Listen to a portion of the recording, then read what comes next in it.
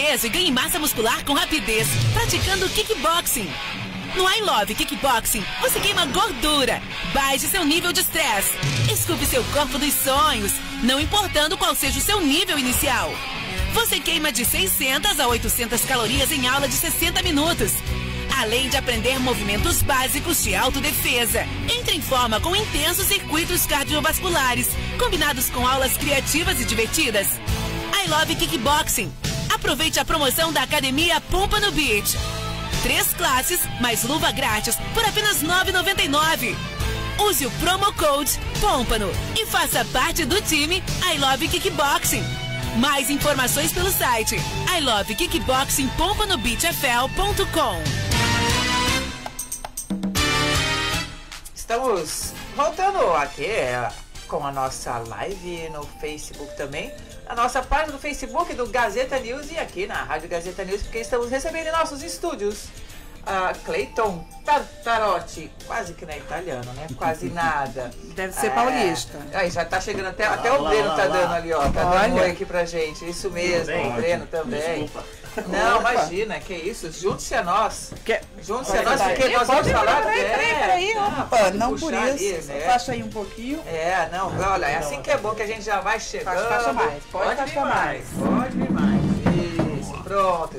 Vamos fazer aqui logo a nossa reunião, porque nós vamos falar de imposto de renda. E imposto de renda é assunto sério, né? Aconchegante.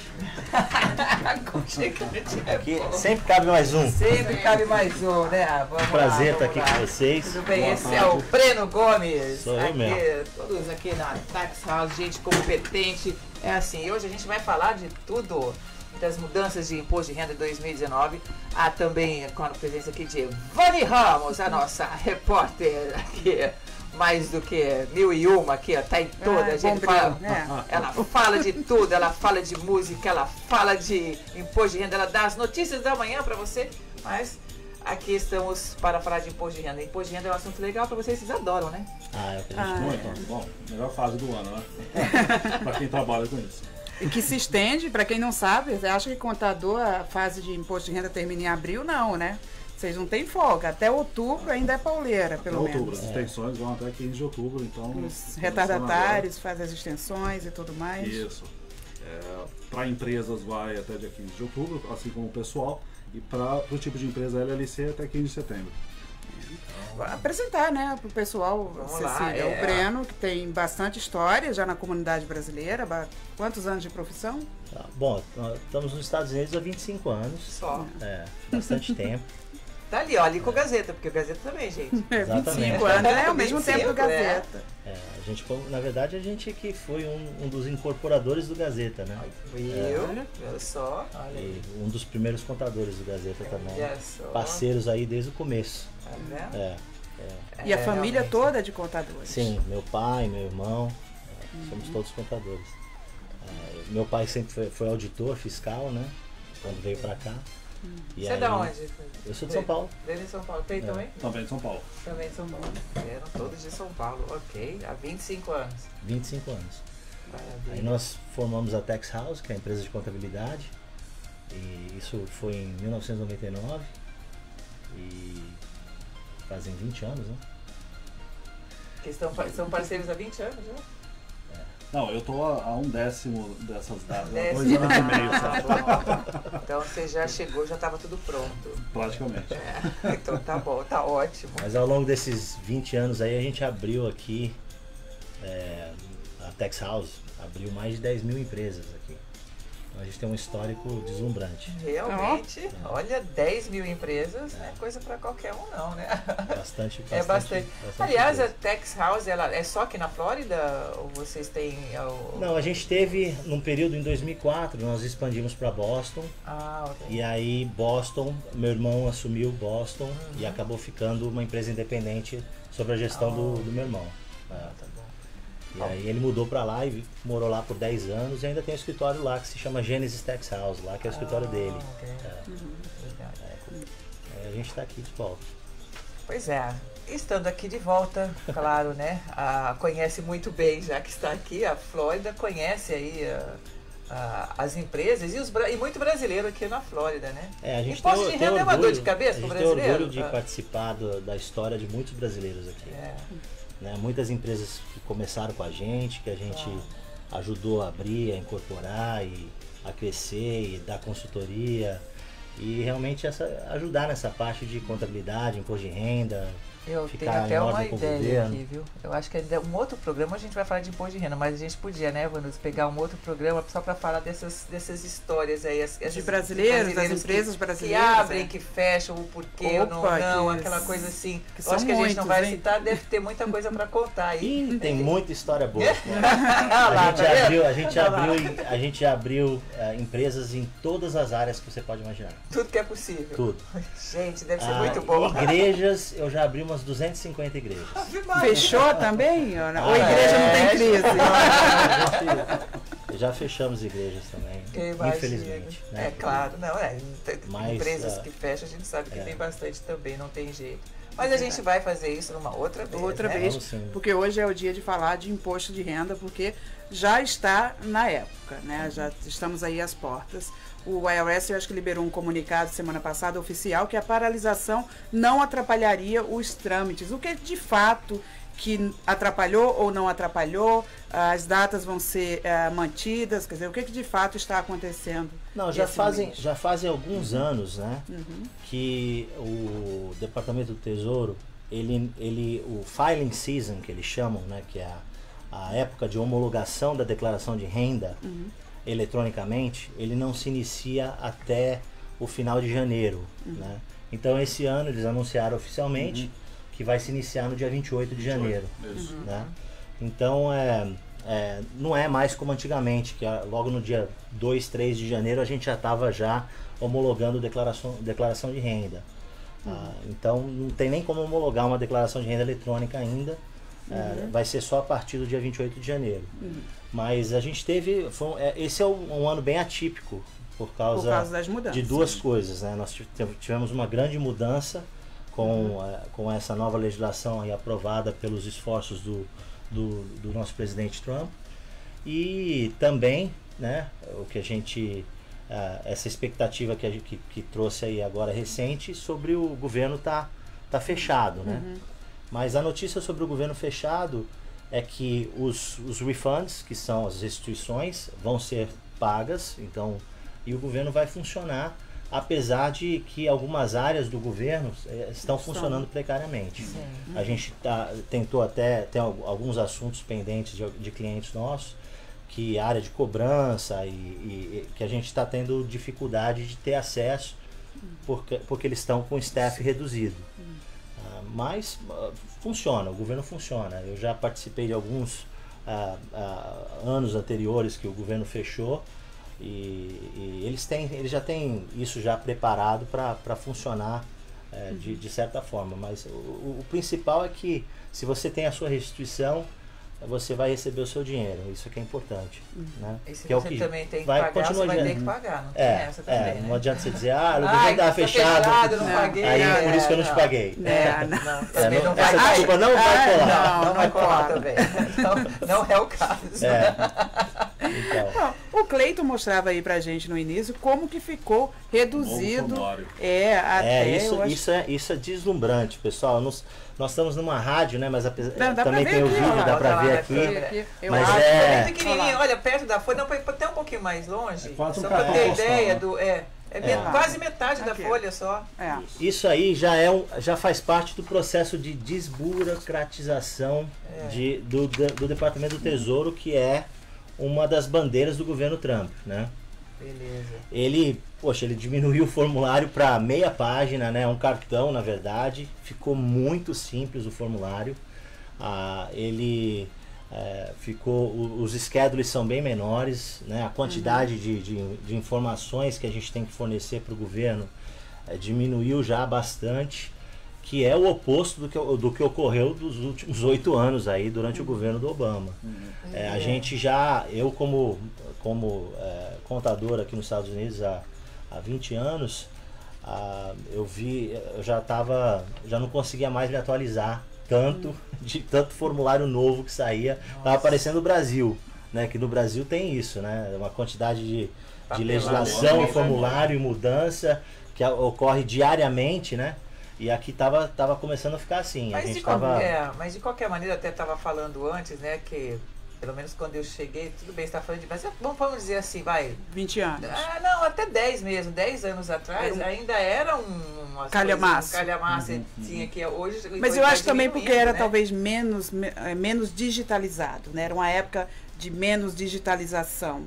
E com esse processo tecnológico também do próprio departamento do IRS, eu acho que deve ter facilitado essa redução. Eu acho que a tecnologia deve ter ajudado. Com certeza. Eu acho Ainda falando sobre paralisação, porque tudo bem, você falou, o IRS já confirmou e você disse aqui pra gente que os prazos serão cumpridos, mas esse mês de janeiro é um mês que o IRS recebe ou emite os W-2, os 1099s, que as pessoas precisam, quer dizer, o contador é quem emite para a empresa, né? Mas você tem que mandar para o IRS os 1099s, por exemplo. Na verdade, as empresas, elas têm até fevereiro, até o final de fevereiro, para emitirem os informes de renda dos seus funcionários e dos seus subcontratados, né? Então, você que é um funcionário ou um subcontratado, um prestador de serviço para uma empresa, você não pode obrigar o seu empregador a emitir esse documento até a data de vencimento, que acho que, se não me engano, é 28 de fevereiro.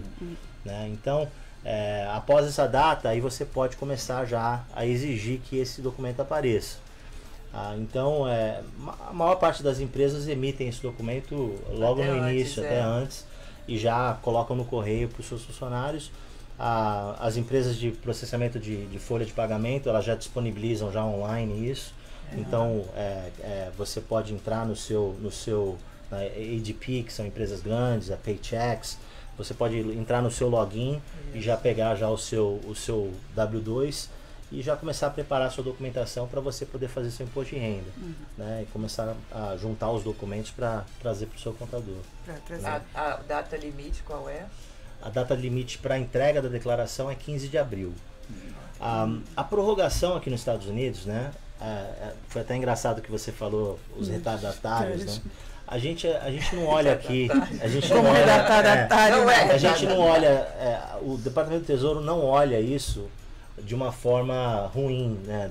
Como no Brasil, a pessoa não entregar a declaração dentro do prazo é mal visto. Aqui não é mal visto. Aqui inclusive o formulário de entrega de prorrogação, ele é até chamado como formulário automático de prorrogação. Mas é uma coisa muito importante que eu queria deixar bem claro aqui para vocês e para o taxpayer, para quem paga imposto aqui nos Estados Unidos, e é muito importante. Você quando prorroga a declaração, você está prorrogando a entrega da informação. Você não está prorrogando a entrega do pagamento do imposto. Tá? O imposto ele é devido. Você tem que pagar o imposto dentro do prazo. Então, até o dia 15 de abril, o imposto tem que ser recolhido. Então, no ato da prorrogação automática, você tem que ter um estimado do imposto devido que vai pagar. E você tem que recolher o pagamento do imposto. Tá? É muito importante que isso fique claro para quem paga imposto de renda nos Estados Unidos. Essa regra é para pessoa física e pessoa jurídica? Sim. Né? E o não pagamento dentro dessa data vai acarretar em multa e juros até que seja feito o pagamento completo. Então é importante que haja esse entendimento que os pagamentos têm que ser entregues até a data limite. A informação ela pode ser prorrogada até a extensão que o governo propõe, mas os pagamentos eles devem ser entregues. As datas de entregas, elas mudam de pessoa física, pessoa jurídica e também do tipo de empresa, LLC ou Corporation, right? Ou não? Correto. Sim. Quais são as datas? Para a LLC, normalmente é dia 15 de março, então mês antes da data limite das Corporations, que seria 15 de abril. A data também de entrega de pessoa física seria para 15 de abril. Okay. Uma das vantagens da simplificação é que caíram aqueles formulários que eram simplificados, que seriam o EZ e o 1040A, né? Isso? 1040A e o 1040EZ, que era uma forma alternativa de simplificação. Porque eles simplificaram como está simplificado já o 1040, isso porque uma pessoa questionava antes, né, por que caiu, porque ela usava já aquela forma simplificada. Então eu imaginei que fosse por isso, porque já está simplificado, é isso mesmo? Correto.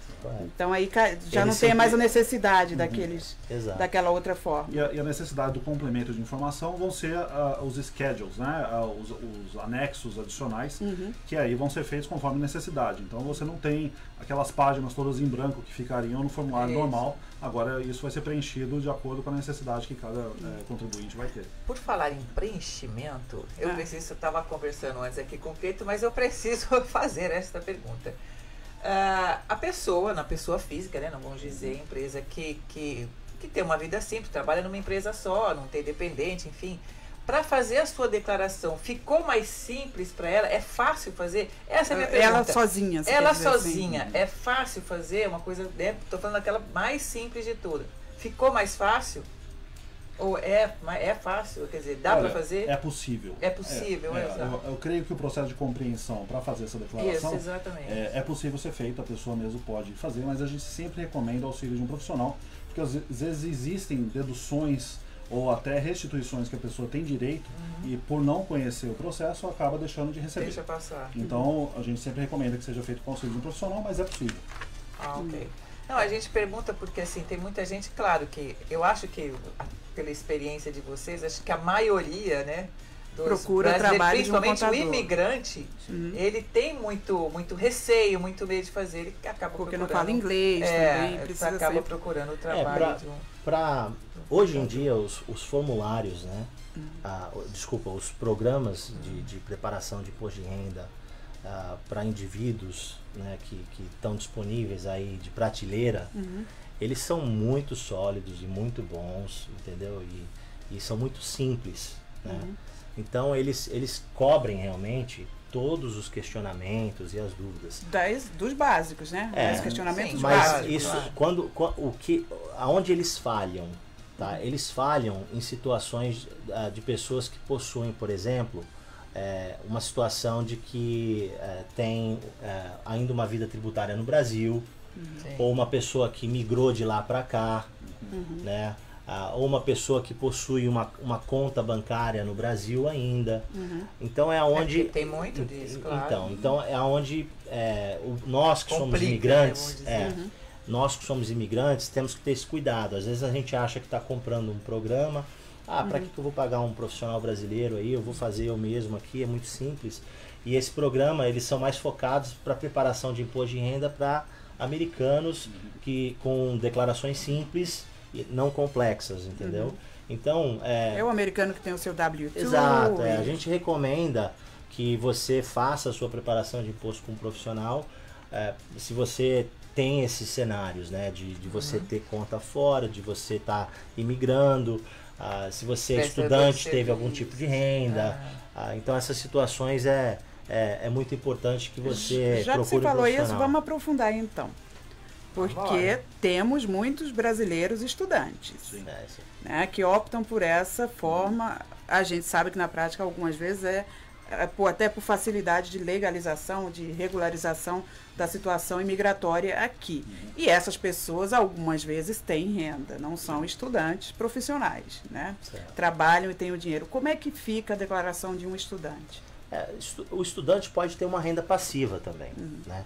Eu conheço vários estudantes aqui que são donos de empresa e que essas empresas possuem imóveis que recebem aluguéis e esses aluguéis são distribuídos como uma renda passiva perfeitamente legal, né? Não tem nada de errado isso.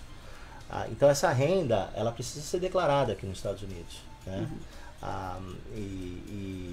Isso assim você está falando na situação da pessoa ter o imóvel no Brasil? Não, o imóvel aqui mesmo. Aqui mesmo. Okay. Por exemplo, a pessoa é dona de uma empresa, ela fez um investimento numa empresa, comprou um imóvel, esse imóvel está alugado, então e ele tem esse rendimento. Ele tem um rendimento e esse rendimento passa para ele sobreviver enquanto ele está estudando. Então, ou ele tem até uma empresa na área de serviço que ele não trabalha na empresa. E essa empresa tem um gerente que é contratado e esse gerente faz gestão, essa empresa está dando lucro e está passando os dividendos e os lucros para ele. Então isso ocorre, isso acontece, né? Então essas pessoas que estão com visto de estudante, elas têm que buscar um profissional para poder declarar. É muito importante, né? Porque um erro você pode... muito importante você entender que são departamentos completamente distintos. Né? O Departamento do Tesouro, ele é um departamento independente. Se você sonegar imposto de renda, você está cometendo um delito completamente diferente de você trabalhar ilegalmente, né? Isso tem que ser muito claro na cabeça das pessoas. Se você tem a oportunidade de pagar os impostos e deixar o seu imposto de renda pago, opte por fazer isso, porque é menos um problema que você pode ter, né? Você então, é isso que a gente sempre recomenda. O Departamento do Tesouro é muito rico. Então, quando eles vêm atrás, eles vêm com força, com tudo. Não mexe com a gente. Não. Daqui não se brinca, é verdade. Você, então, só complementando, por exemplo, você falou do estudante, mas a pessoa, por exemplo, quando ela compra um imóvel e ela vende um imóvel, né? Isso também já não é uma declaração fácil de fazer, tem que todo passar por um processo. Correto. E ela pode... ter as Porque às vezes a pessoa deixou o imóvel aqui, foi embora, e aí vende aqui, e aí fica um problema. Ela vai ter que fazer o recolhimento disso aqui. E muitas vezes esse recolhimento é feito até na fonte. Se ela é uma estrangeira, já há uma retenção desses impostos que depois precisa ser feito um acerto, dependendo da situação migratória que ela esteja. Então tudo isso é importante conversar com o profissional, entender a situação tanto imigratória, de residência do contribuinte aqui, e aquilo que ele tem para declarar para o governo.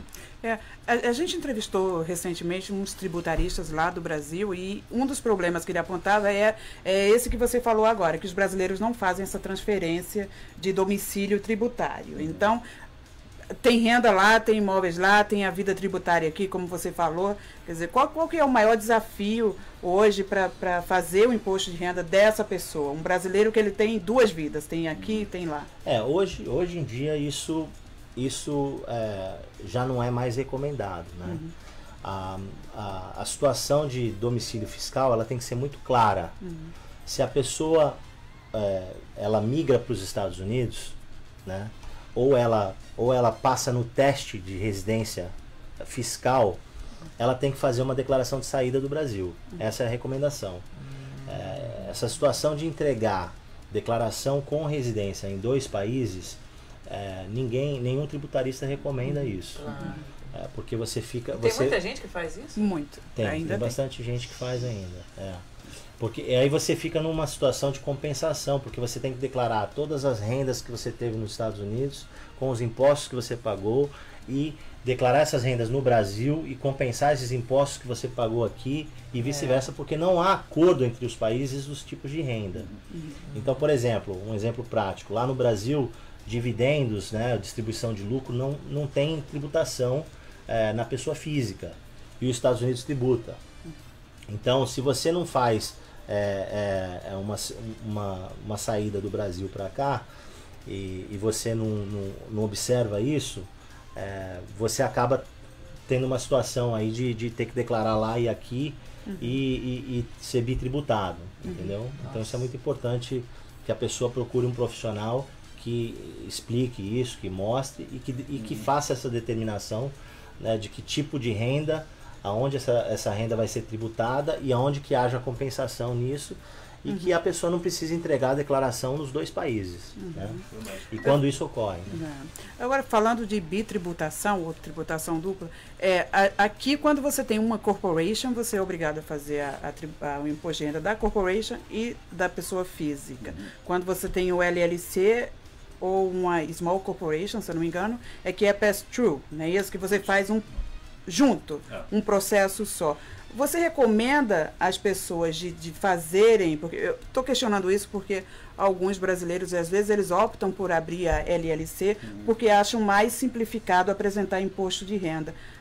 É realmente simplificado e essa seria uma recomendação para os brasileiros que abrem companhia? Bom, não sei se ficou claro o que eu quis. Então, cada caso é um caso, né? Não adianta a gente customizar uma solução para todas as pessoas, porque elas são independentes. Então vai depender do tipo de investimento que a pessoa está fazendo. Se essa pessoa vai estar atuando numa área de serviço, seria uma estrutura. Se ela vai estar atuando num investimento passivo, seria uma estrutura. Se ela vai estar atuando numa área com intenção de investimento para um visto, seria uma estrutura. Então, a gente tem que realmente entender qual que é o propósito da pessoa, do investimento, para poder dar uma solução que seja mais customizada. Né? É muito difícil da gente dizer que... e a gente sempre recomenda isso para as pessoas. Né? Você tem que ouvir os conselhos dos amigos, mas nem sempre... Tem que falar com um profissional. Nem sempre aquilo que funciona para um vai funcionar para você. Outro, verdade. Você tem que buscar o conselho de um profissional, explicar qual é o seu objetivo, aonde você quer chegar e trazer para frente de 1 ou 2 profissionais, 3, e ver qual é o profissional que você se sente mais confortável e contratá-lo. Né? Mas é mito ou é verdade que realmente a impressão que passa é que pela LLC você paga menos impostos? Então, olha, eu acho que isso tem que ser analisado como o Breno estava mencionando, porque dependendo do status imigratório do dono daquela empresa, isso pode ser um mito. Porque o imposto dele pode ficar mais alto do que se ele estivesse fazendo isso através de uma corporação. Então, a condição do dono dessa empresa, dos investidores que estão participando da empresa, são às vezes mais importantes até do que o tipo da empresa, porque isso vai determinar qual que seria o melhor tipo de empresa para ele. A LLC ela pode ser pior dependendo do cenário migratório que a pessoa esteja. Então, esse é um cenário aqui, até pelo conhecimento que a gente tenta analisar não só o propósito de investimento daquele cliente, mas também o cenário migratório que ele está, qual que é o planejamento dele, quando que ele pretende estabelecer residência no país, se ele ainda não é, porque isso vai determinar qual o melhor tipo de empresa para ele. Entendi. Mas o que acontece é o seguinte, em via de regra, para o americano, a LLC ela é uma pass-through. Então o que acontece? Ela não tem tributo, ela passa o resultado para o sócio. Direto. Então, pro americano... Mas o sócio é tributado. Pela empresa pro também. Americano, quando ele vê essa situação, ele entre uma corporação e uma LLC, é inquestionável para ele que a LLC é a melhor opção. Então isso é divulgado massivamente dentro da comunidade americana. E aí, quando chega na situação do imigrante, eles replicam essa informação e nem sempre é verdadeira. Vai depender do investimento. Por exemplo, um imigrante que compra uma casa, né, através de uma LLC. Isso. Ele tem a primeira situação. Se ele é um imigrante, uma pessoa física, e ele compra uma casa em nome de uma LLC estabelecida na Flórida, ele é o sócio único, ele já vai enfrentar, na hora da venda, uma retenção na fonte de 15% do valor da venda do imóvel. É um absurdo isso. Então, se ele compra o imóvel... Que não aconteceria com o americano. Se ele compra o imóvel por $100 mil... 15 mil já fica... Não, desculpa, se ele vende o imóvel por 100 mil, $15 mil vai ficar retido na fonte. 15 mil do valor do imóvel. Mesmo que ele tenha zero de ganho nesse processo. Se ele comprou por 100 e vendeu por 100, ele tem 15 mil retido. Tem que pagar do mesmo jeito. É retido na fonte, é uma retenção. Entendeu? Então, no caso de uma LLC. Então, é melhor, num cenário desse, existe hoje uma tendência de sugerir para o cliente que ele abra uma corporação, porque ele pode, no final dessa transação, ele vende o imóvel, recebe 100% na corporação, dissolve a empresa, troca as cotas dele pelo valor do dinheiro, né? E ele paga imposto uma vez só, ou não paga nada, porque... Depende do quanto recebeu também, do se o quanto resultado gastou. for zero, ele não paga nada. Entendeu? E aí não tem do retenção, não tem nada, ele recebe o dele na hora, no dia, e está encerrado. Entendeu? Falando de corporation, as corporations sofreram não, ganharam, né? A palavra é outra, ganharam aí um reforço, um descontão aí, fala-se em um flat, é um flat fee? Não. Sim. flat tax, digamos assim. É um flat rate. É um flat rate. Ficou em 21%. Aí você explica melhor para a gente, para os ouvintes, o que mudou na prática e o que significa aí essa redução na prática. Antes as alíquotas elas eram variáveis, então você tinha de 15% a 35%, que eram as alíquotas que uma corporação teria que pagar para recolhimento de imposto.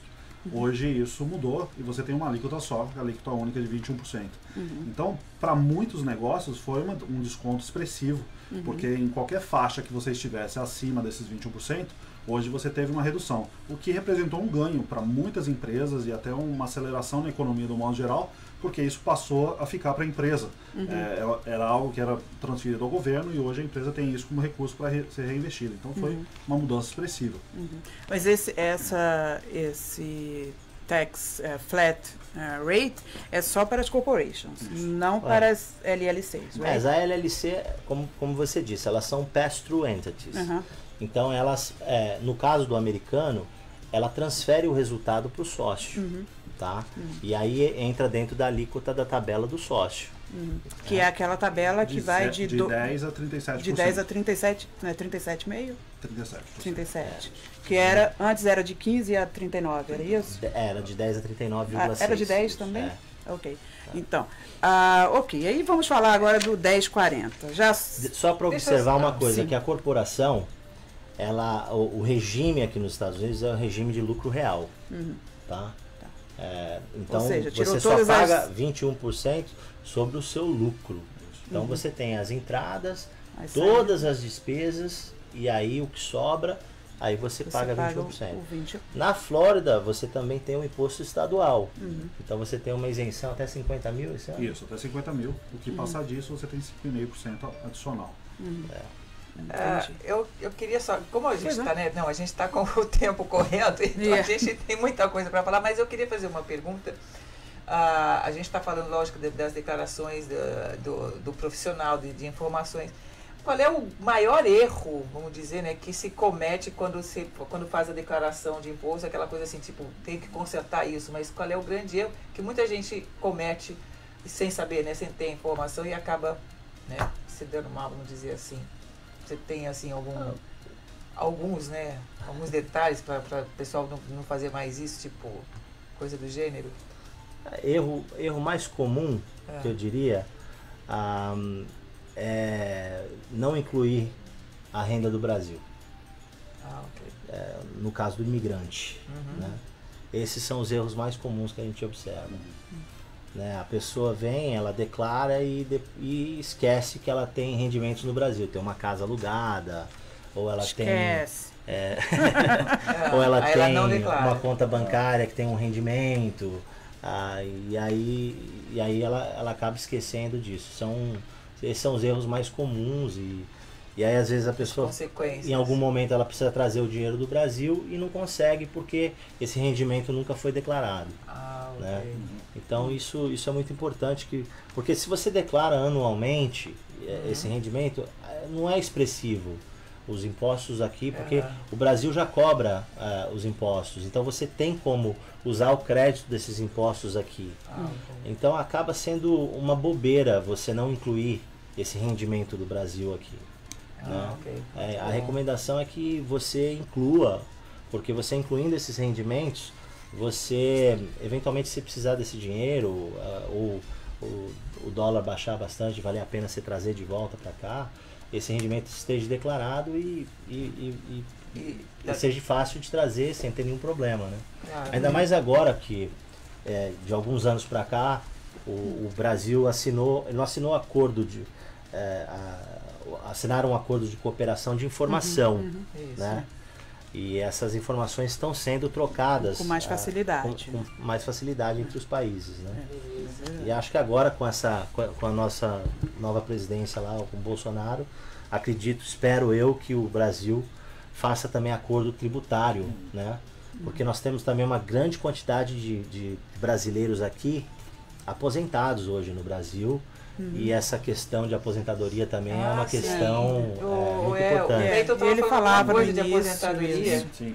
Eu ia mencionar com relação à contribuição. A contribuição aumentou. Hoje você pode contribuir até $6.000 da sua renda para um plano de aposentadoria. e ainda fazer um catch-up, ou seja, de anos anteriores que você não contribuiu até 6 mil, você pode adicionar mais $500 da sua renda. Mas isso a gente está falando aí de pessoas que estão no mercado formal de trabalho, né? Sim, e para quem sim. está no mercado informal, como é que funciona essa contribuição previdenciária? Então, você pode entrar em qualquer banco, tá? E abrir uma conta que se chama um IRA account. E você pode fazer a contribuição ali, um débito na sua conta corrente pessoal, e fazer essa contribuição e entregar a cópia do depósito para o seu contador e ele lança isso na sua declaração. Tá? Então isso pode ser feito sem o auxílio de ninguém. Mas você isso é como se fosse uma poupança. É como se fosse uma poupança. Que você está fazendo. Você faz Mas essa poupança contribuição, você pode combine, vamos dizer, você muita recebe, gente... o que acontece, quando você faz essa contribuição no banco, você recebe um crédito no seu imposto de renda.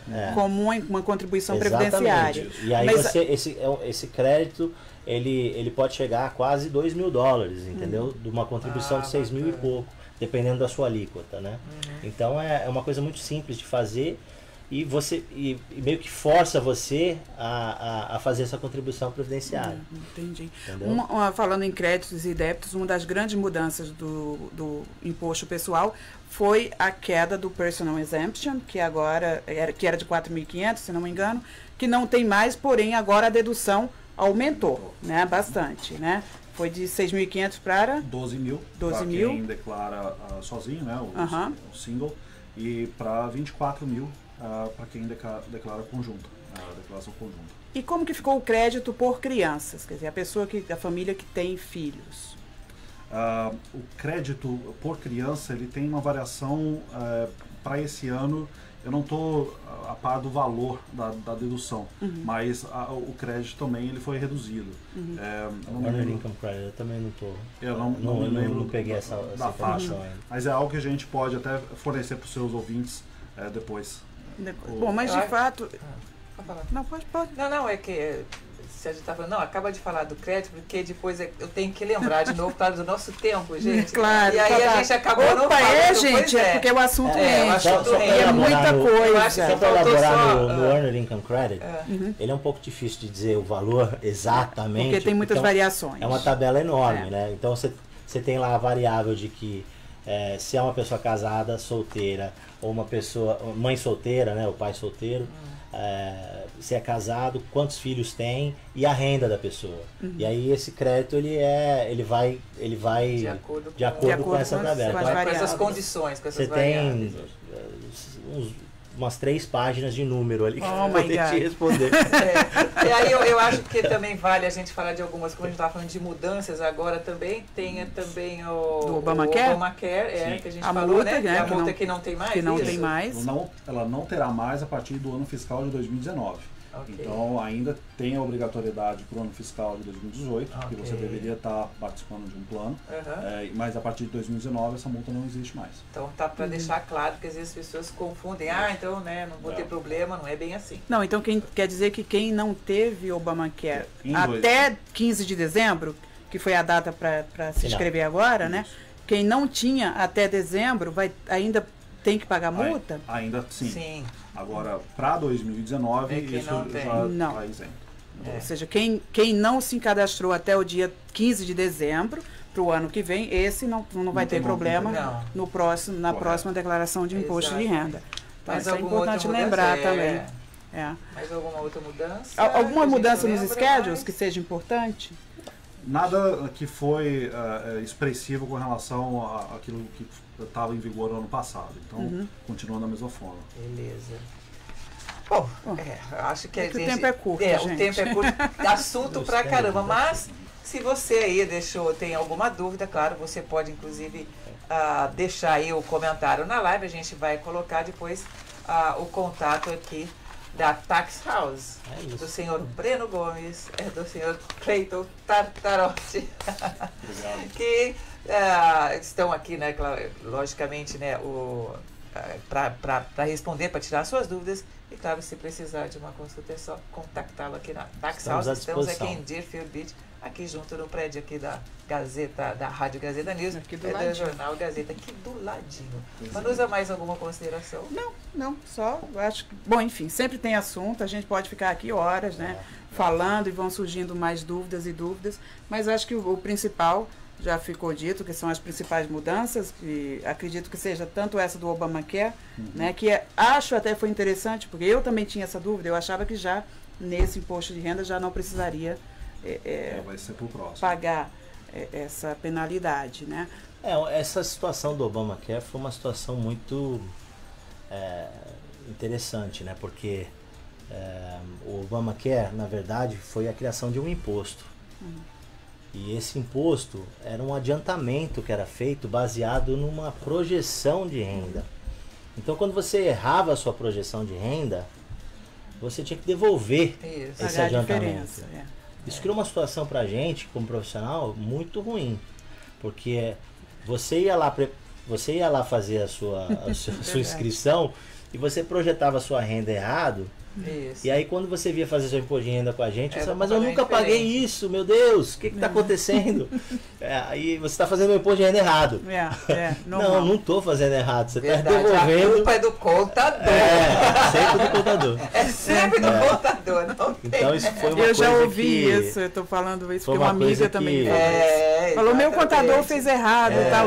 E eu, como eu tinha pedi lido, porque eu tudo. acompanho o noticiário diariamente, então eu fico bem por dentro dessas coisas. E eu tinha lido e eu falei para ela, falei, olha, não foi bem assim, foi isso, isso e isso. Isso deve ter acontecido com você. É essa situação aqui, porque já aconteceu com uma outra pessoa. Mas basicamente, olha, a seguradora emitia lá uma fatura todo mês, vamos dizer que o seu seguro fosse $1.000, né? Ela emitiu uma fatura de $1.000. $900 ia para o governo federal pagava, e $100 ia para você e você pagava 100. Chegava no final do ano, se sua renda fosse maior do que você tinha Paga projetado, o que você deve. o governo ia te falar, olha, eu te prestei $900 por mês aí e tal, e agora você tem que Você nem devolver. precisava. Mas na verdade Você- não vai ter essa você ganhou muito dinheiro. obrigatoriedade, Não mas vão continuar fazendo, o Obamacare continua de qualquer maneira. Aí só que é opcional. Até que mude, Até que... Bom, então tá, gente. Aqui o pessoal daqui da live, tem bastante gente. Tem gente aqui... Esses aí são os top, Grande, Breno e Cleiton. Isso foi o Guto. O Guto que tá aqui vendo. Guto Bom, enfim, Lordello. Exatamente. Guto Lordello, Alane, parabéns, equipe Gazeta, por sempre nos mantermos informados. Excelente assunto e por aí vai.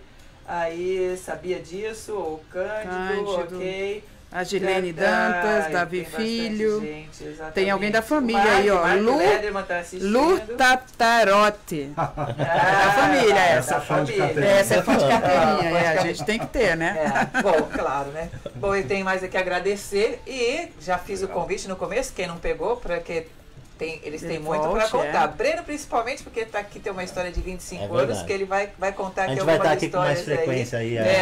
porque ele vai contando contar as historinha boa. histórias de empresas aí, contando historinha, já está convidado, aliás, e para logo. Muito obrigado pela presença de vocês aqui no estúdio, pelas informações, né, importantíssimas. E aqui o Gazeta vai ficando por aqui, a nossa live. A gente vai se despedindo. E daqui a pouco eu volto mais ali na Rádio Gazeta News. Aproveita, baixa o nosso aplicativo, Rádio Gazeta News. Vanusa, querida, muito obrigado também. Tchau, Tchau, pra tchau. vocês. Tchau, tchau.